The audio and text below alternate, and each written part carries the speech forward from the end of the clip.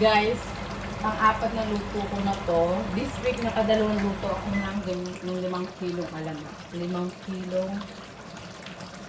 I did, oh my God.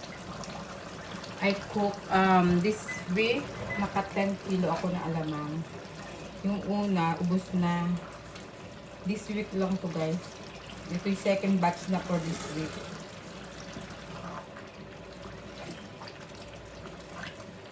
Kailangan talaga guys itong luto ang sibuyas, kamatis. Yes. Kaya ano na siya lutong luto.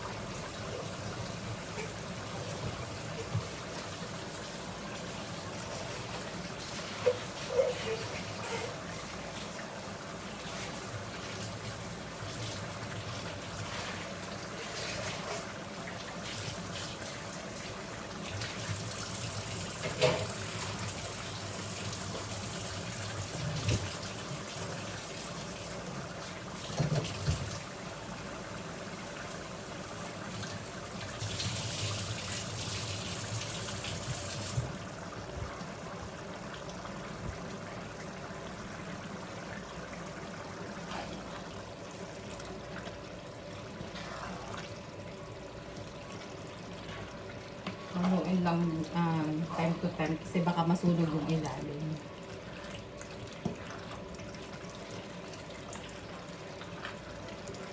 Kumulay na yung kamatis kaya hindi ko na siya nilalagyan ng food color guys. Ang daming kamatis na nilagay ko. So yung 5 kilo, 35 jar siya guys.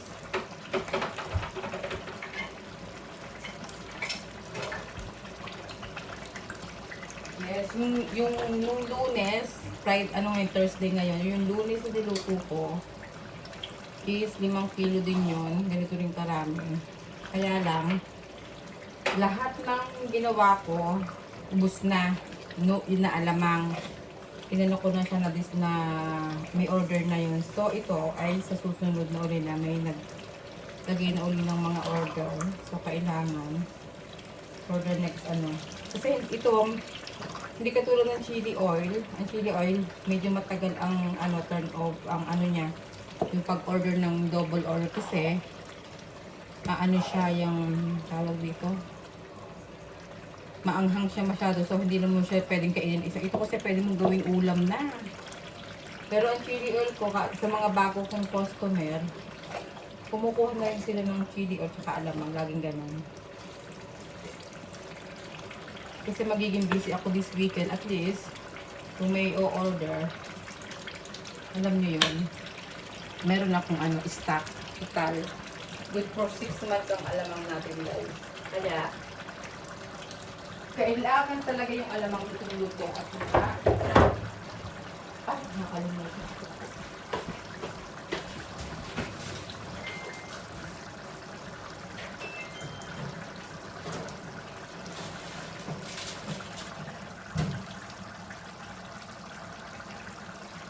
Luto siya guys para matagal ang buhay ng alamang. Tsaka talaga itong kaninang maga, hinugasan ko siya and pinatiktikan ko siya sa strainer guys para wala talagang kasamang tubig. Oo. Diba? Ito mild spicy, ito medyo mild spicy ito.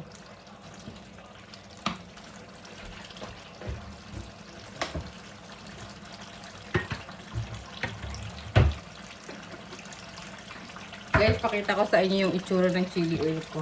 Nagpabukod na si Kano kasi para daw may sarili siya. Yan ang itsura ng chili oil, oh. Ito siya.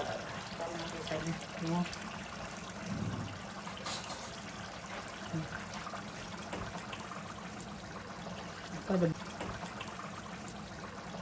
Kada ba yan? Ayan guys, oh. Yan ang chili oil. Ipapakita ko sa inyo yung picture ng sinend ng kaibigan ko. Na, ano siya, hindi Pilipino ha. Foreigner. Puti yung bumili. Ang ginawa niya, nag-stir fry siya ng vegetable. Wala siyang ibang condom.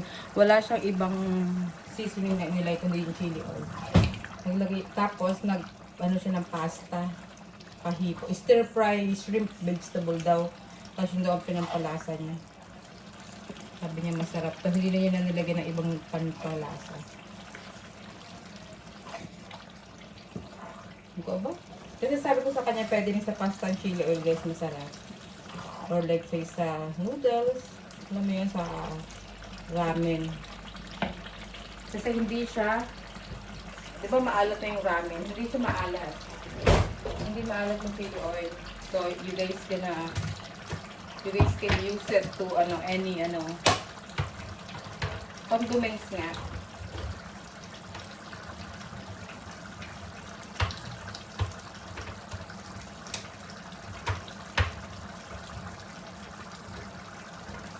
Condiments nga ang yung chili oil. Ang chili oil mahaba ang buhay, guys. Kaya ng isang taon yan.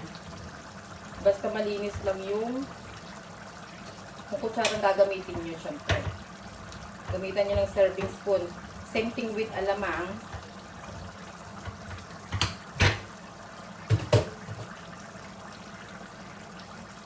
Yung alamang guys, pag nabuksan nyo na, pwede nyo siyang ilagay sa ref. Pero pag malamig ang panahon, pwede rin siya mag-stay sa labas. Hindi kailangan lagi na sa ref. Kung malamig ang panahon ng bahay, siguro temperature baga. Kung naman sobrang init. Diba? Ayan guys. Hayaan nyo lang pang kumulo.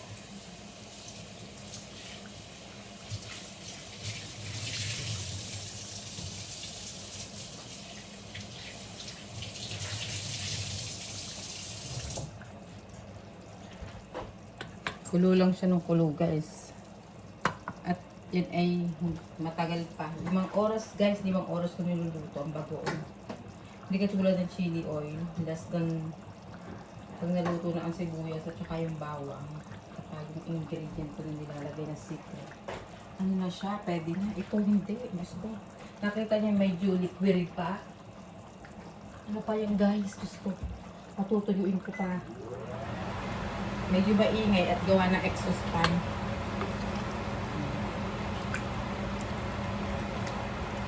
Kaya lutong-luto talaga guys.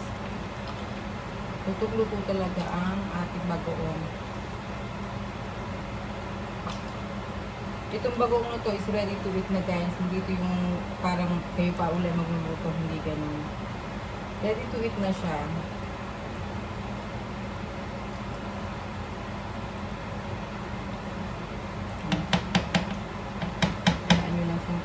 Kumulo. Ako naman ay magtatalo pa ko ng kiwi. Dahil pag ang kiwi ay hindi tinalupan, walang kumakain. Walang kumakain at walang kasi hindi naka-ready to eat. Ay, shit. Sorry. Nagbe-bake ako ng pizza ni Tita.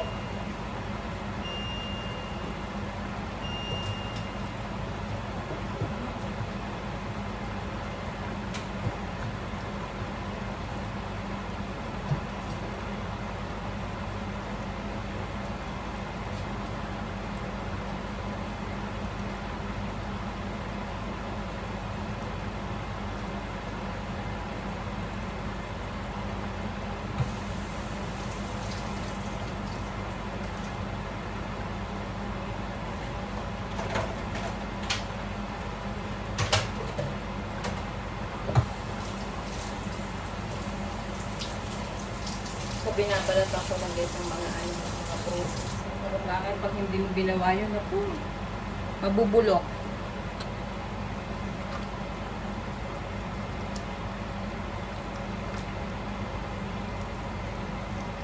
Dati dun sa non-stick ko to, niluluto, kaya lang ang hirap.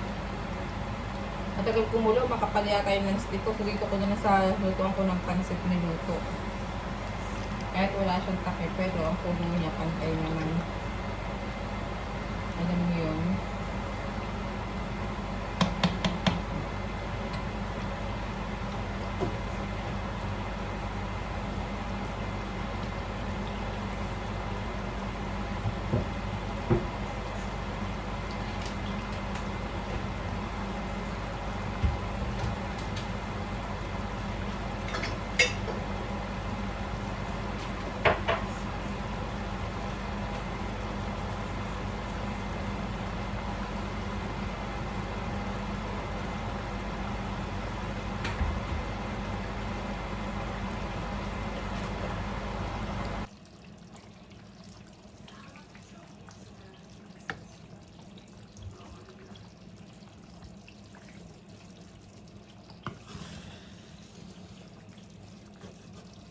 Guys, nilagay ko na ang secret ingredient. Hindi ko na pinakita sa inyo. Kasi secret niya, diba?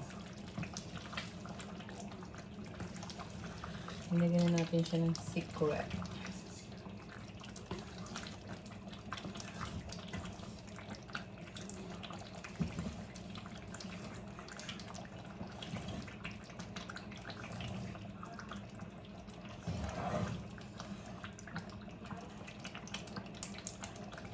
Yung ano ng ano to, lagyan nila ito na yun. Yung ano ng shrimp. Yung parang ano na yun.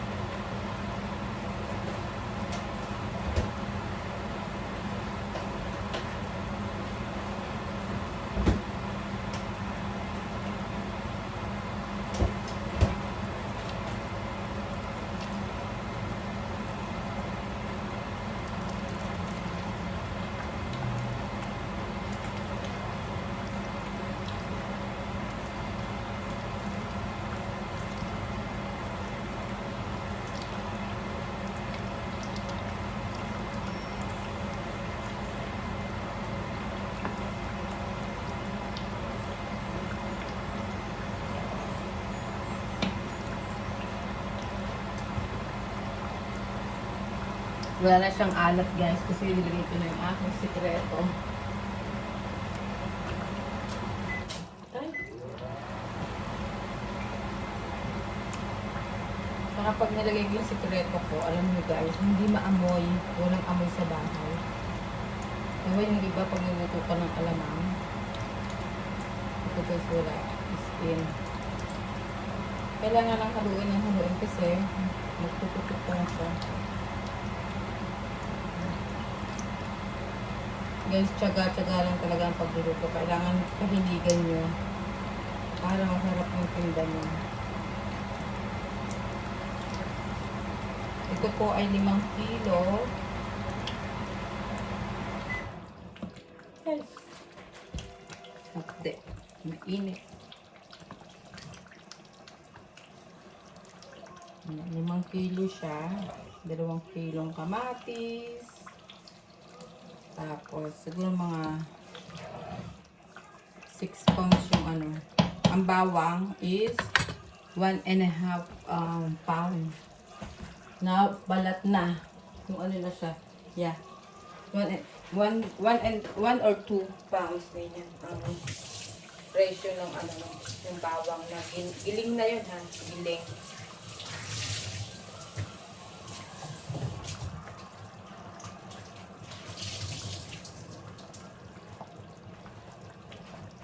Okay.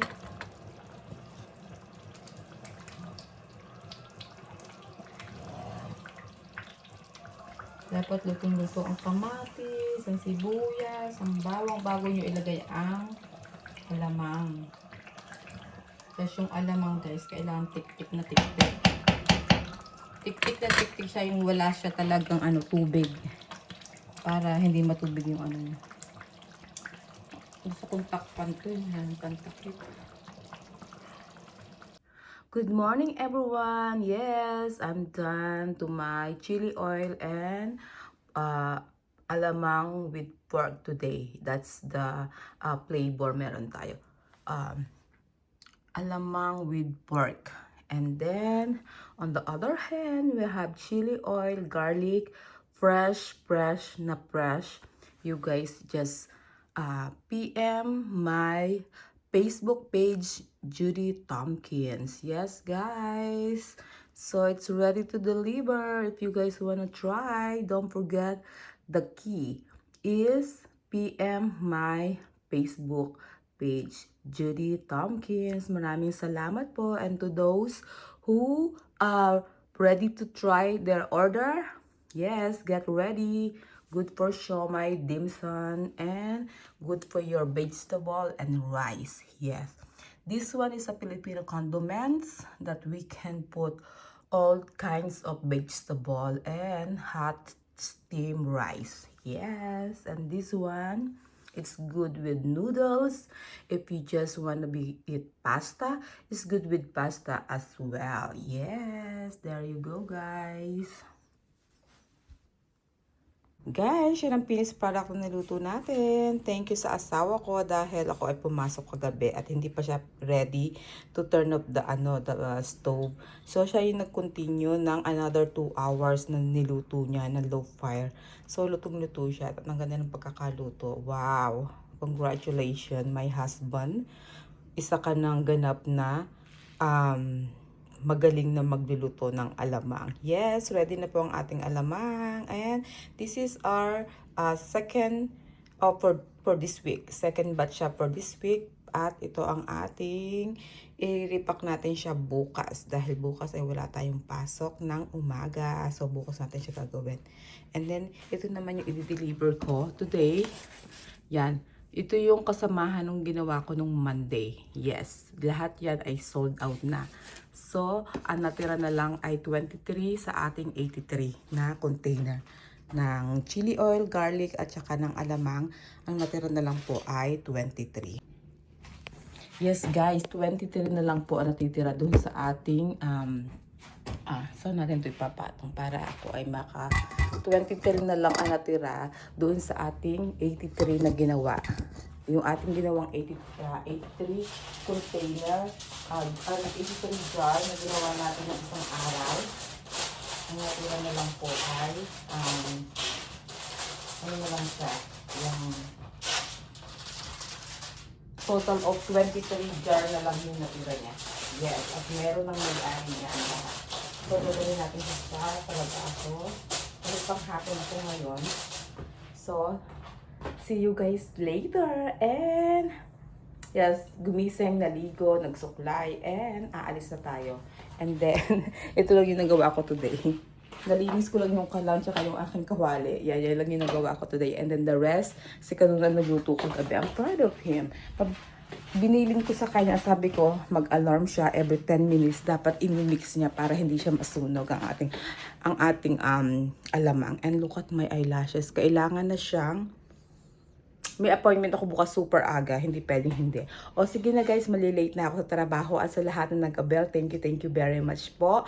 Sa lahat ng bumili ng ating alamang at sa ating chili oil. At hindi lang Pilipino ang bumibili, may ibang lahi na rin po na nag-avail ng ating chili oil. Okay guys, bye! Thank you for watching!